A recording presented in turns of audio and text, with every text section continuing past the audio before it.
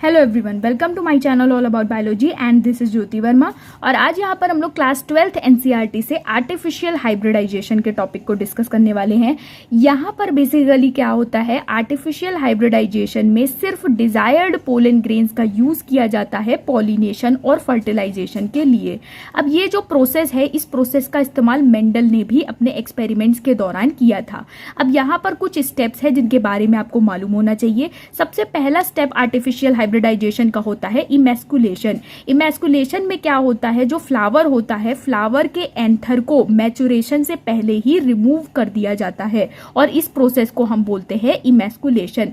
Maturation से पहले का मतलब ये है कि उस टाइम उस एंथर में पोलन ग्रेन डेवलप ना हुए हों, उससे पहले ही फ्लावर से एंथर को रिमूव कर देने को हम बोलते हैं इमैस्कुलेशन। और ऐसा इसलिए किया जाता है ताकि उस फ्लावर में सेल्फ पॉलिनेशन ना हो सके।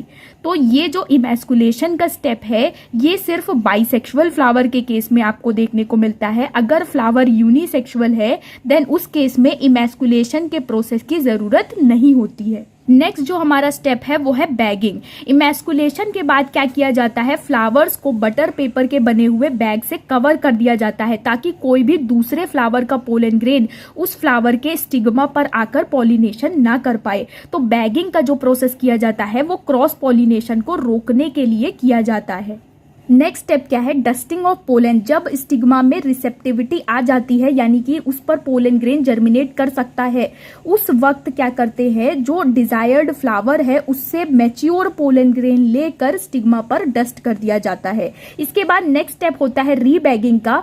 पोलन को डस्ट करने के बाद फ्लावर को फिर से बैग कर दिया जाता है ताकि दोबारा कोई दूसरा पोलन आकर वहां पर उस वक्त पॉलिनेशन ना कर सके। रीबैगिंग करने के बाद क्या होता है, जो पोलन ग्रेन है वो वहां पर स्टिग्मा पर जर्मिनेट करता है, उसके बाद फर्टिलाइजेशन होता है, उसके बाद फ्रूट्स का फॉर्मेशन होता है। लास्ट स्टेप हमारा है टैगिंग, जिसमें कि क्या करते हैं, प्लांट पर एक टैग लगा दिया जाता है जिसमें कि ये मेंशन किया जाता है कि किस दिन उसमें आर्टिफिशियल हाइब्रिडाइजेशन किया गया और इसके साथ साथ इसमें किस टाइप के फ्लावर का पोलन ग्रेन यूज किया गया है।